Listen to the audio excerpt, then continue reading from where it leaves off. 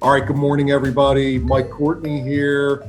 We're kind of dreary midweek, but right in the middle of some beautiful weather that we're thankful for. I've got Steve.parisi from IBC Global here with me. Steve, how are you today?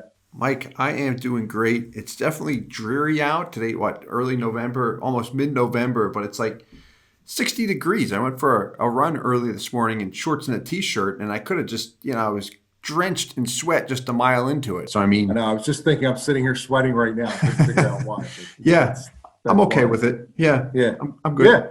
Yeah. Yeah. You and I have been talking a lot about, we're heading into the end of the year. We're trying to push through some business.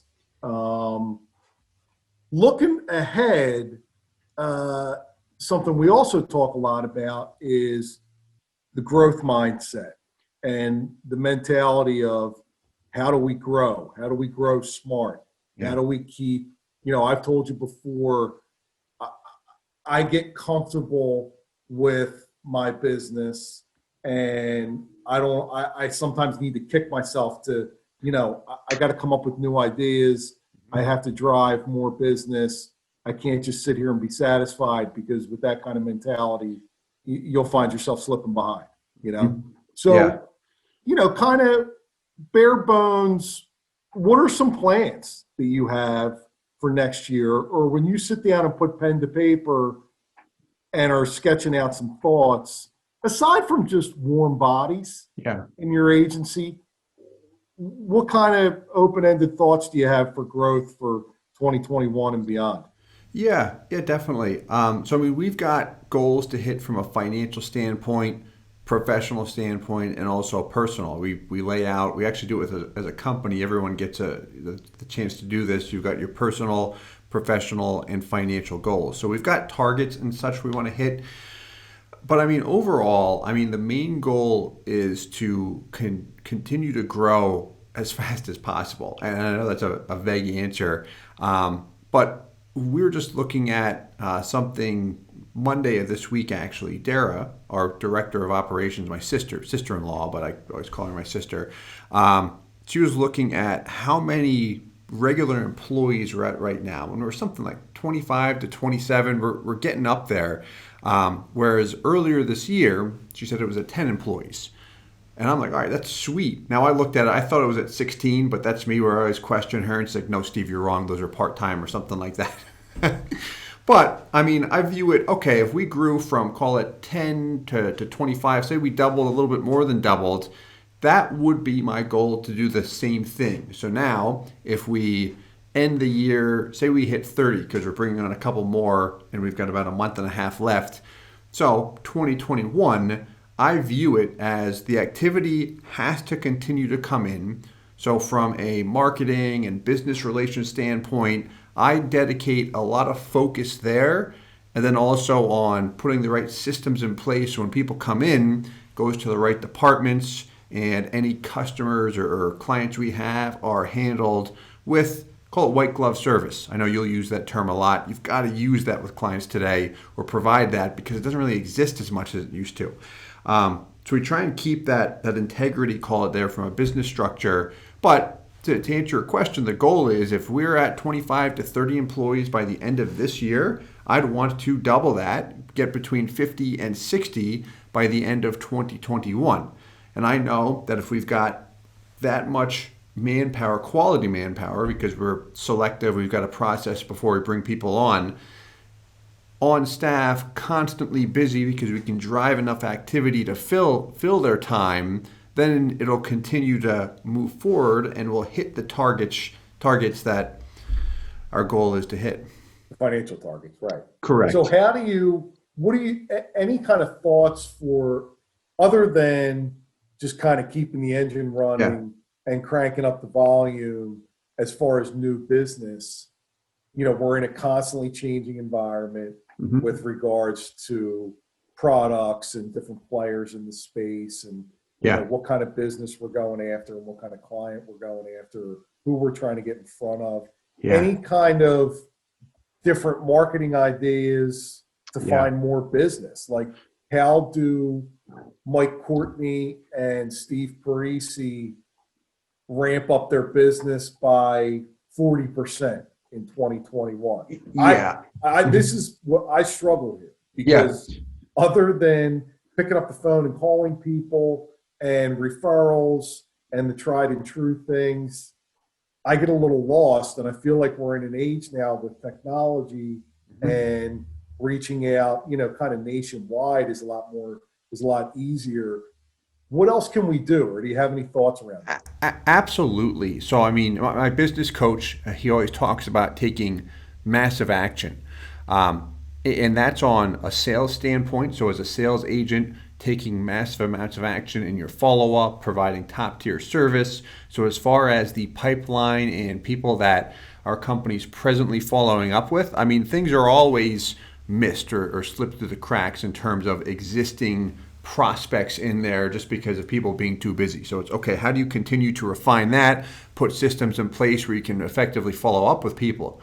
But then, of course, I mean, what everyone wants from an agent standpoint and a business standpoint is kind of what we've been able to develop, where people reaching out saying, hey, I've done my homework, seen a lot of your content, perhaps some others, and I got a good sense of what I want. I want to put in X amount of dollars for so long. I've got, $500,000 I want to shift over to a policy, whatever their situation is. And that's what I look at and say, okay, we want to make sure everyone's serviced properly, but how do you cast the net out and get more people in the insurance industry? So here's the big thing with massive action is we've got a couple angles right now on our approach between video content, we've got marketing campaigns, but really if you want to make it and thrive, what you have to do is everything at a very, very high frequency. So for example, with our marketing on our video content, we drop content every single day. And the quality there has to be rich too. I can't just throw a video out there, just junk where I'm like just talking about, I don't know, what I had for breakfast and throwing some kind of insurance tip in there just for the sake of filler content. My thing is I want it to be very thorough and high quality. So video content is great. It makes it easy for a lot of people to learn, but that's one avenue. Perhaps you've got blogs, right? A lot of people like to read blog articles. Okay, so we started creating blogs that we want to drop consistently every week, putting multiple blog articles out there. I don't know if I told you this, but when COVID first hit, I kind of took the time that I had, got up early every morning, came into the office early because I walked down my deck and across the parking lot, so everyone wasn't here, but it was easy, and wrote a book. So, I mean, the book's done. It's on cash value life insurance, a lot of technical details on how to build a business. But it's going through edits and such, being refined because I'm not a writer, so I need help there to actually polish it up. But that is a means of education, but it's also a means of marketing. I mean, once you have another means of branding, write a book, become somewhat of an authority there, call it. That helps. So you've got the blogs, aligning with other people. So I know you and I do a lot of work together. There is an actuary I collaborate with. We don't have any kind of revenue share or anything like that, but he is a resource, an established authority in the cash value insurance space, and that's why I collaborate with him. And then we've got our coaching and training business, and there's more to it. My point here is, in order to continue to grow when everybody else is trying to do the same thing, what's going to do it for you is just massive amounts of action. Like, you've got to lean into it and be consistent. It's not that easy, especially when you start to get the activity like, hey, I got to talk to someone and sell a policy now, or service this client. That's going to take my hour out of the day that I had blocked out to create content. Like, what do I do now? And that's where you got to be disciplined with a schedule, hire help. I always view hiring people not as a cost, but an investment. So I know I'm throwing a lot at you. The point is just massive amounts of action to push it forward. No, I think what is so important, and I actually just realized this the other day. We got a new Mass Mutual assigned us a new product wholesaler. We have these product wholesalers in the home office, and we got a really good one Nice. who I know from years past. And I started noticing as soon as he started to interface with our agency, it's predictable and consistent and constant message. I don't mean constant every day. I mean more predictable. I mean predictable in the best possible way, that I know every week I'm going to get something from him on Monday, on Wednesday, on Friday. I know on Tuesdays there's going to be a webinar that's going to be sales concept related that I can send out to brokers. I know I know what I'm going to get. I know what it's going to look like. I know what to expect. The content's always different. Yeah. But same thing with some of the stuff that you put out there on YouTube. You can scroll through all of your YouTube videos. They're consistently branded, professional, similar kind of format, but chock full of different details. And I think Yeah. that is really so important, even for yourself, just to keep track of Yeah. not being all over the place. My message can always change, the content can always change, but here's the track that I'm running on. Correct. And knowing when to bring in people that are much better at you at different tasks and has different skill sets, because making that channel or website or even blog articles look good, that's not me. I strive to make it look good, and my OCD, I would say, would help. But like Chelsea here, who runs our media department, she's got the eye for that stuff, and she knows how to set it up where it looks good, flows nicely. People see it and say, okay, here's a video I want to see, because she knows what she's doing. She's very good at it. So I'm not. So that's where it comes into leveraging people, and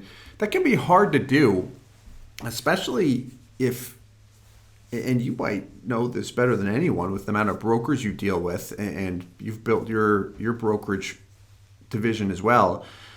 When you're very good at something, to relinquish control to focus only what you're really good at, right? To give up some other areas can be difficult. And when I say relinquish control, not just saying you do this, okay, that's great. And when you give it a task to someone, let them actually develop like you develop. Don't look over their shoulder and make a million, criticisms to say you got to make this just how I would do it. Let them go. I mean, if something needs to be fixed, that's hard to do for a lot of people, and it takes practice just like anything else. But that's critical in order for someone to actually get into that hyper growth mode. You got to let go of being the one that does everything. The show's about the business, not about the individual. Well, let's try to, I'm going to challenge myself, and I would say this is probably a challenge that you're up to as well.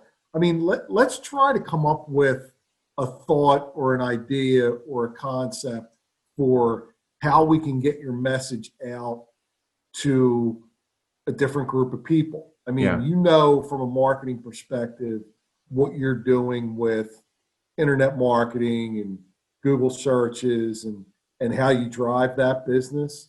But is there an avenue through social media that could attract a new or a different customer, or appease to a certain customer in a different way? I think there's more here. There's always more here than what we're capturing with our business. Yeah. Yeah. So, and I need to do the same with my business. There's a lot of things that I feel like I'm leaving a lot of meat on the bone sometimes, and I'm just kind of I'm a track guy. Like, this is Yeah. my track. Mm-hmm. I know I can run fast on this track. If I get onto this track, I'm probably going to run a little slower at first, but that's how you grow. It is, yeah. And then at the same time, how I look at it is, well, if you're a superstar at a certain area, if you just continue to work on that and then have other people that are superstars in areas that you're not, helps you grow. I mean, you and I are similar, where like that track that we're slower on, like you still want to understand it. So if needed, you can get on it and run. Remember, I was listening to a motivational speaker, and he was talking about a situation where an owner, or he was a multimillionaire, billionaire, he bought a baseball team that was in the dumps. right? Not doing well at all. And he goes up to the pitcher and he goes, "Hey, what's your best throw?" Pitcher's talking to him, I got a good curveball, a good fastball, talks about all these throws. And the owner said, "Okay, what's your best throw?"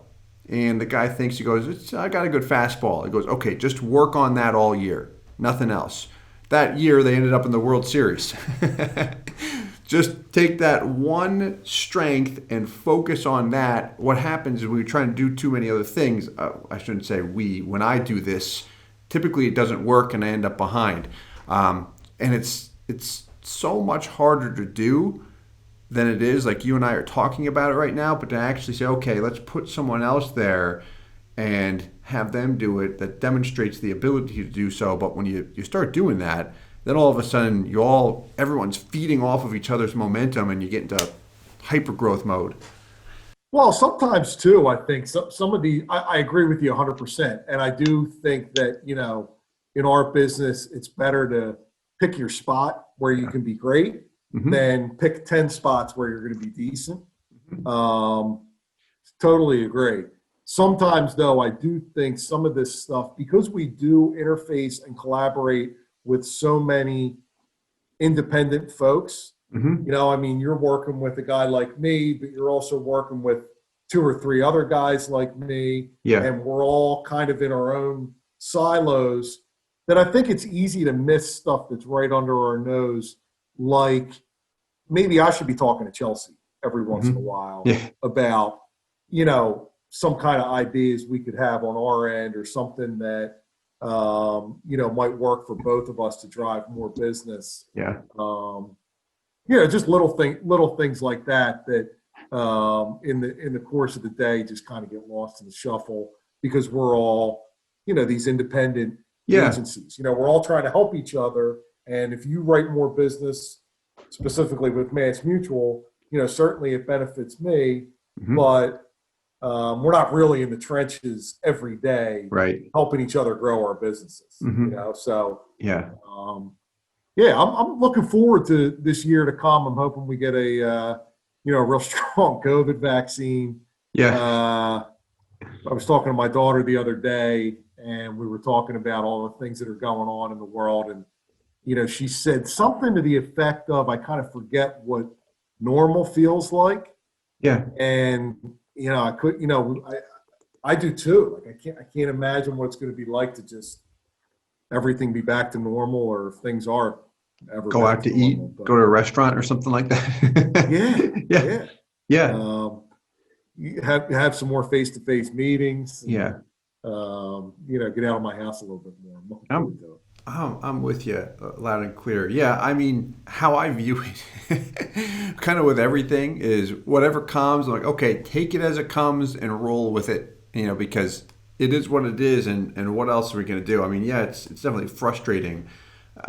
I've missed still work to be done, though, and there's still, relationships that need to be nurtured and grown, and that's what we're doing. Yeah, gives you a good chance to help others too, because if you and I are going through that and feeling like it, everyone else is, or the majority of people are. So when you start to become like a resource where they can go to and get encouragement as well, from a personal standpoint, there's a lot more value there. But I mean, that naturally helps anyone's business grow too. I mean, it's someone that you naturally want to work with. And that's just, call it good intentions and trying to help people, put others before yourself, the right thing. Yeah. Agreed. All right, man. We're going to wrap it up for the week. Steve, have a great rest of the week. I know I'll be talking to you over the next couple of days. Definitely. But, let's keep plugging away, and we got a nice year end coming at us. Likewise. Thanks so much, Mike. We'll talk to you soon.